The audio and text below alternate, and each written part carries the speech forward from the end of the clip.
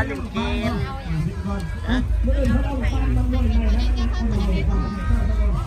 เขาลุ้น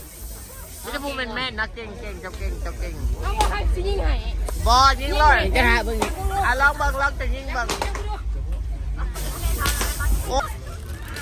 เอาไปฝากครูบ่าวบ่ลูกบ่เอาไปฝากครูบ่าวบ่อ๋อนึกว่าไปฝากครูบ่าวบ่ว่าได้2 โตพอเก่งแฮงคลิ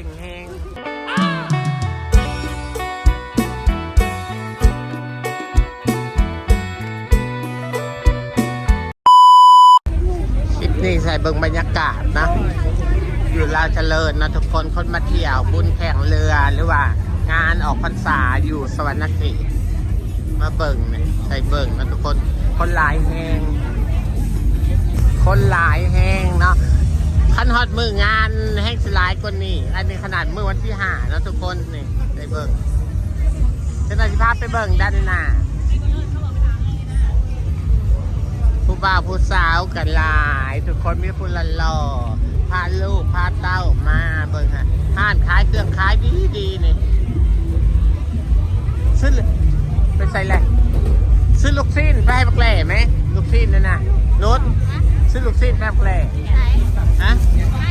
ห้านทั้งหน้าก็ได้ปะวัดไปทั้งหน้าก็ได้ปะจะกินใช่ปะมันเสียงดังโพดสิซื้อบอกขับไปซื้อไหมเลยไปซื้อก่อนนะบรรยากาศเนาะคนหลายแห้งผู้บ่าวผู้สาวนะโอ้ยเขามีคู่แล้วไม่มีคู่เน่พี่ของหลายๆนะครับเอาห่านใดมาพี่ก็ได้เอาท่านนี่วะท่านนี่แซ่บกว่าซื้อท่านนี่ไปเสียงเพลงมันกระลายเสียงเพลงมันลิขสิทธิ์นะเจ้าข้าวต้องเว้าตลอดลูกชิ้นหมูเป็นขายดีนะคนต่อแถวซื้ออยู่น้ำจิ้มเพิ่นจะอ่างใหญ่ๆฮะโอ้แม่ทั้งใหญ่ๆบอกคิดอ่างเป็นอ่างบนเนาะ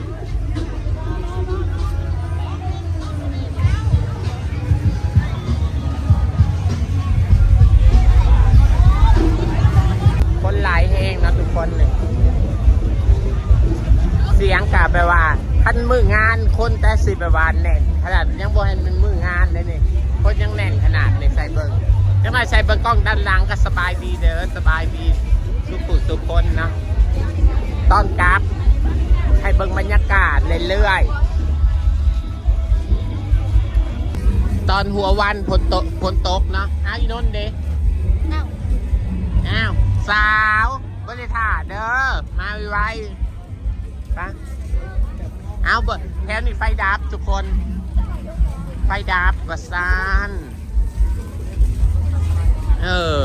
ขายในความมืดเพื่อนว่าบรรยากาศเรื่อยๆสิเมามอยเรื่องหนึ่งให้ฟังอาหารที่เจ๊ขาวมาเขาจะหยกเขาจะบริขายซ้ำอาหารที่บอกว่าแซ่บนะทุกคนแล้วบ่เห็นซ้ำก็เลยกินแบบว่า1 คนกระลายไฟกระดับประสานบ้าบังคลามมันขายสต็อกสติงวัสานผู้บ่าวจับเลยแหละผู้บ่าวแสดงบ่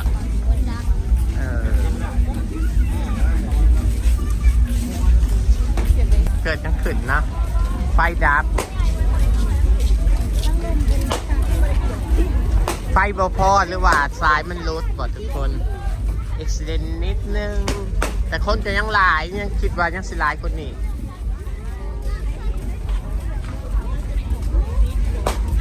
เป็นเปิดโคน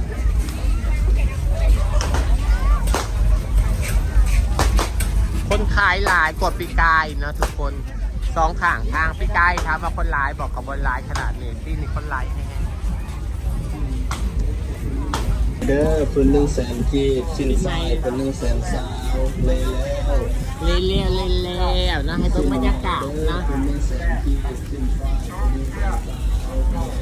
กินแอมได้ใช้มากินแล้วหมูกรอบมึงฮะจะไม่ให้แม่ปะฝากแม่เฮ้ยกระทะบาทถือว่าแพงบอกแพงเลย200,000 บาทตกใจเนาะ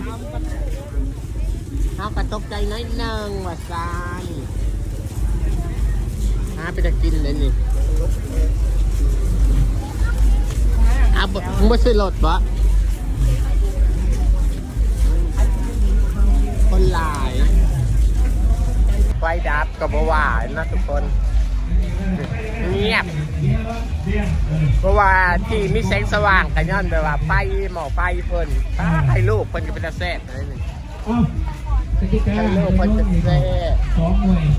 บประเทศยังอันนี้นะ3 หน่วยแหมเขา2 หน่วยเอาใหม่เนาะมีใหม่ปะนะประเทศเนี่ยเฮ้ยจะไปจากเต็ม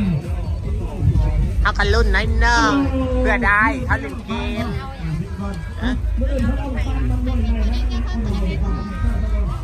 คันรุ่นรถถ่ายว่าซานรถเขาก็จอดใกล้ๆอยู่นะทุกคนเพื่อสิยังมาฮอดนี่สองฝั่งทางกับตัวแหละขายของกินแน่ขายเสื้อผ้าแน่ขายหลายอย่างนั่นแหละต้องมาเองจังหูถามว่าโอเคบ่อาหารอร่อยหลายอันนี้กระโซนบักปุกเป้าเนาะเจ๊ขาวหั่นโบเมนกันเลยบ่แกงพวกแกงเพื่อความบันเทิงแหละทุกคน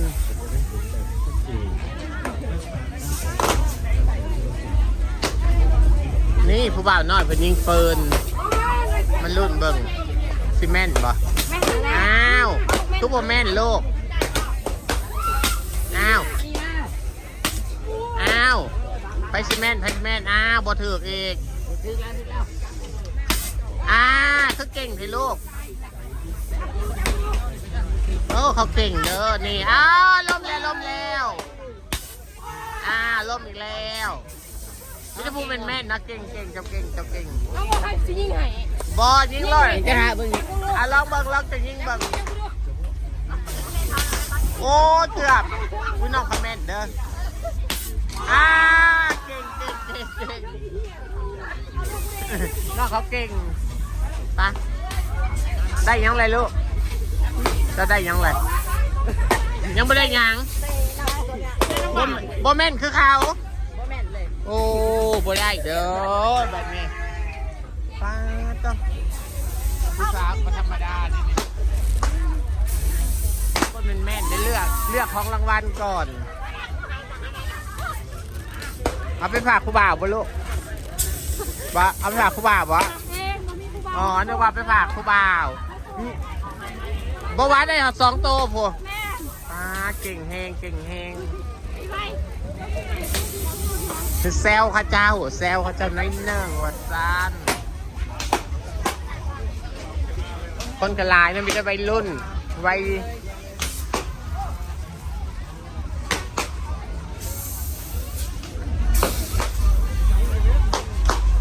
มาดามพอเสร็จเลยมึงก็เหาะอะไรมึงก็จ้างเลยครับมาส่งเลยป้าพูดน่ะคืองามใช่บอกว่ามาดามเมื่อยนะกินมันเป็นทางก็เลยพักกันเมื่อย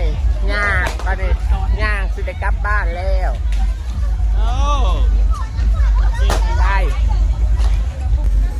คนขายสงบเครื่องเงินวัดซานคนจะเริ่มบ้างเนาะออกมาทางนอกเนาะตอนอยู่ทางในเป็นคนหลายที่สำคัญอยู่ตลาดลาวเจริญคนหลายปัวบ่ถือซ้ำปัว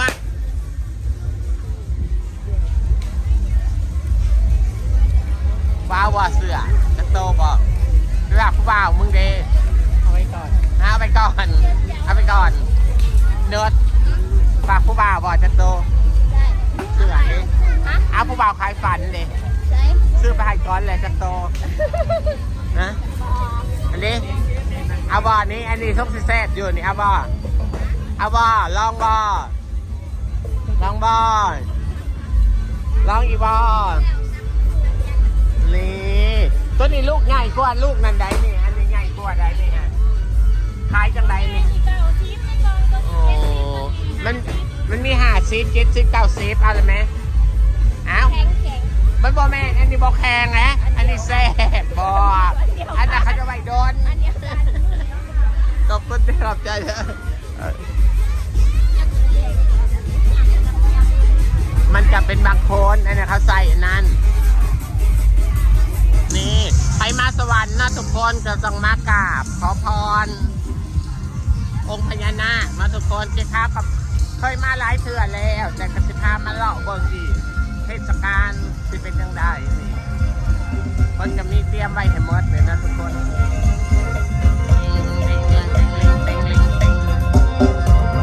คนจะมีส้มตำบัก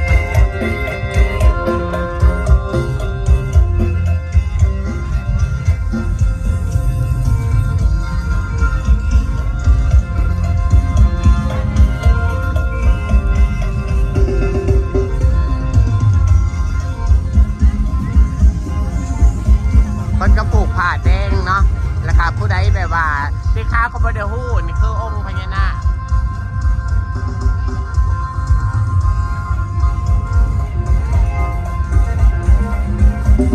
เอาเมื่อบ่ไปเลย